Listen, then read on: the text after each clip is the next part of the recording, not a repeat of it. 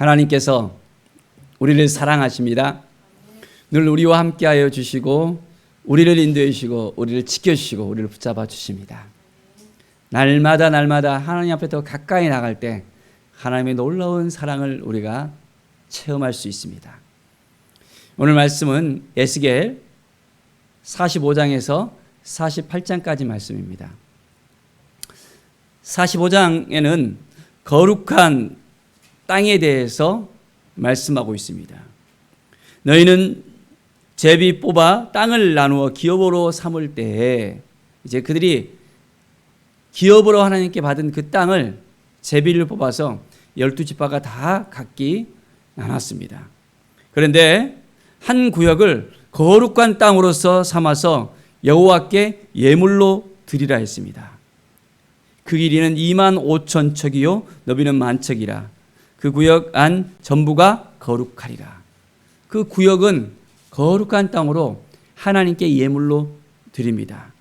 자, 그래서 그 중에 성소에 속할 땅이 있고 또한 4절에 보면 그곳은 성소에서 수송들은 제사장들을 곧 하나님께 가까이 나가서 수송들은 자들에게 주는 거룩한 땅이라고 말씀하고 있습니다. 그들이 집을 지을 땅이며 성소를 위한 거룩한 곳이라. 하나님께 온전히 드려지는 이 거룩한 땅 가운데 성소를 또한 세웁니다.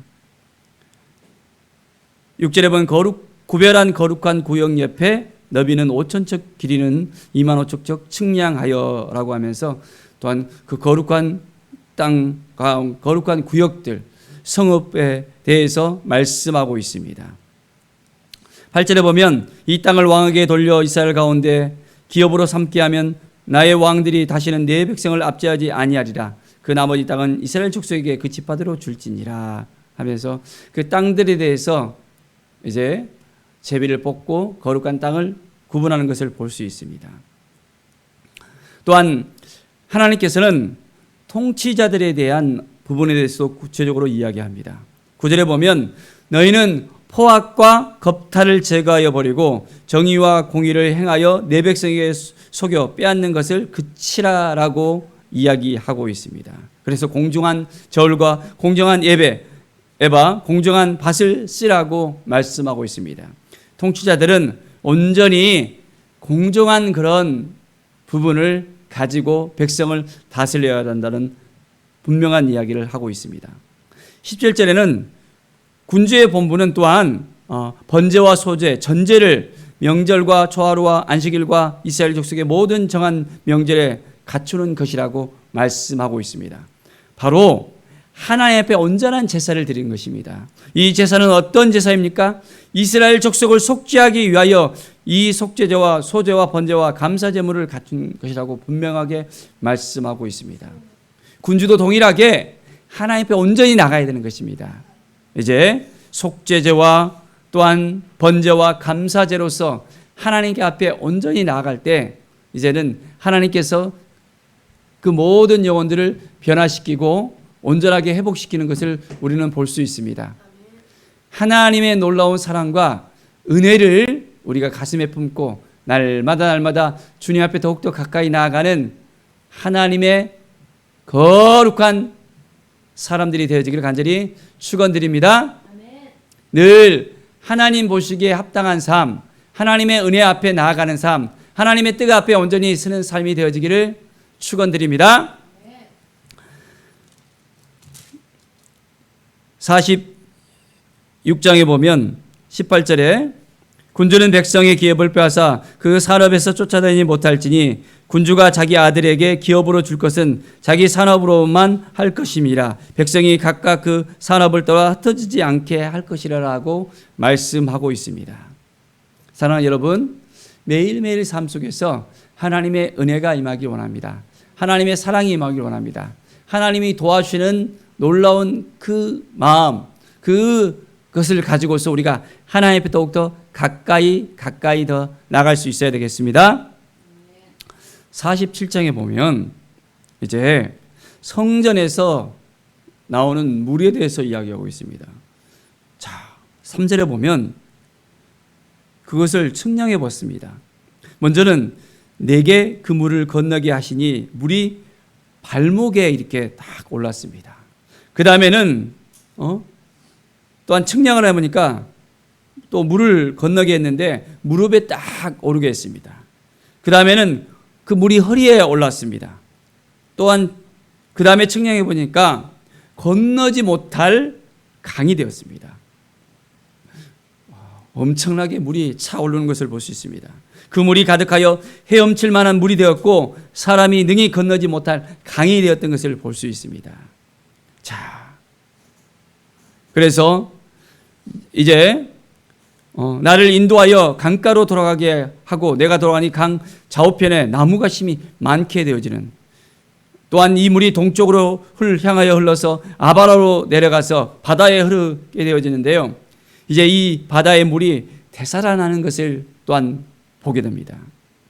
이 강물이 흐르는 곳마다 번성하는 모든 생물이 살고 또 고기가 심히 많으리라. 이 물이 흘러가므로 바닷물이 되살아나겠고 이 강이 흐르는 각지의 모든 것이 살게 되는 것을 분명하게 말씀하고 있습니다.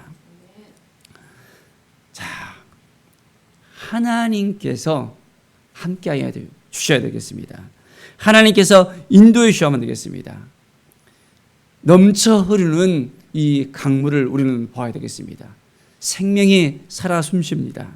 자, 12절에 보십시오. 강 좌우가에는 각종 먹을 과실나무가 자라서 그 잎이 시들지 아니하며 열매가 끊이지 아니하고 달마다 새 열매를 맺으니 그 물이 성소를 통하여 나옴이라. 그 열매는 먹을 만하고 그 잎사귀는 약재료가 되리라. 바로 성소를 통하여 나오는 그 물을 통해서 이제는 열매 맺는 그 놀라운 역사가 일어나게 되어집니다. 회복의 역사가, 치유의 역사가 일어납니다. 우리의 삶 가운데서 하나님을 향해서 나아가야 되겠습니다. 하나님을 바라보면서 나가겠습니다. 성소에 나오는 이 물처럼 이제는 생명의 강이 넘쳐나는 것처럼 우리 안에 생수의 강, 성령께서 우리를 온전하게 역사하실 수 있도록 우리의 삶은 날마다 하나님을 바라보면서 하나님 앞에 나아가는 귀한 은혜의 삶을 살아가야 되겠습니다. 매일매일 하나님이 우리를 얼마나 사랑하시는지, 우리를 얼마나 이제는 만나고 싶어 하는지를 알아야 됩니다. 성소 가운데서 이제는 그 은혜를 입을 수 있어야 되겠습니다. 우리 가운데 역사하시는 하나님, 우리를 성전 삼으신 하나님께서 날마다 차고 넘치는 역사가 우리에게 일어날 수 있도록 성령 하나님께 모든 걸 맡겨드리면서 성령께서 우리를 추정할 수 있도록, 바로 우리의 삶이 열매 맺는 삶이 될 수 있도록 우리가 그러한 삶을 살 수 있어야 되겠습니다. 사랑하는 여러분, 우리의 삶이 정말 열매 맺는 삶입니까? 성령 안에서 살고 있습니까? 성령의 음성을 듣고 있습니까? 하나님께서 이끌어 주신 대로 우리가 온전하게 살고 있습니까? 그렇습니다. 매일매일 우리는 하나님을 바라보면서 살아가야 되겠습니다. 이제 48장에 보면 거룩한 그 땅들을 또 하나님께서 허락해 주셨고, 또한 각 지파대로 이렇게 그 목을 따라서 온전히 세우셨다는 것을 우리가 볼 수 있습니다. 자, 10절에 보면 이 드리는 거룩한 땅은 제사장에게 돌리라 하면서요, 또한 11절에 이 땅을 사독의 제사 중에서 거룩하게 구별한 제사장에게 돌릴지니라고 이야기하고 있습니다. 14절에 그들이 그 땅을 팔지도 못하며 바꾸지도 못하며 그 땅에 처음 익은 열매를 남에게도 주지 못하리니 이는 여호와께 거룩히 구별한 것이라고 말씀하고 있습니다. 구별된 땅 가운데서 또한 하나님께서 구별되게 처음 익은 열매를 또한 온전하게 구별되게 하셨다는 것을 볼 수 있습니다. 29절에 보면 너희가 제비뽑아 이스라엘 지파에게 나누어 주어 기업이 되게 할 땅이요 또 이것들을 그들의 목이니라. 주 여호와의 말씀이니라. 이제 하나님께서 제비 뽑아서 각 지파대로 온전한 기업을 허락해 주셨습니다. 하나님께서 동일하게 우리에게도 은혜를 주셨고 우리에게도 하나님의 기업을 부어 주셨습니다. 매일매일 우리는 하나님의 은혜의 장중 가운데 거하며 하나님의 사랑 가운데 거하며 하나님의 은혜 앞에 우리가 서야겠습니다. 하나님이 우리와 함께 하십니다.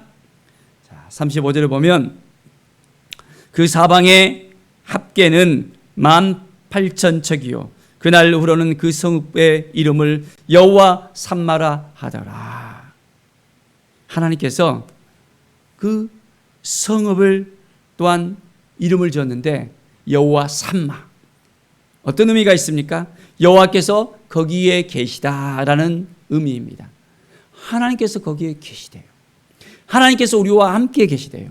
하나님께서 우리를 통해서 역사하신다는 말씀입니다. 우리의 모든 삶 가운데서 하나님은 함께 하십니다. 우리가 힘들 때에도, 어려울 때에도, 좌절할 때에도, 고통스러울 때에도, 기쁠 때에도, 감사할 때에도 하나님은 우리의 모든 삶 가운데서 바로 그곳 가운데 함께 하십니다. 유대인들이 아우슈비츠 형제에서 고통당하면서 힘들어할 때 이제 그 후에 그 수용소의 그 벽에 글귀가 있는 것을 이제 읽어봤는데요. 여호와께서 여기 계시다라는 여호와 삼마의 그런 글귀가 써 있었다고 합니다. 그 고통 가운데서도 하나님은 여전히 그들과 함께 하셨다는 것.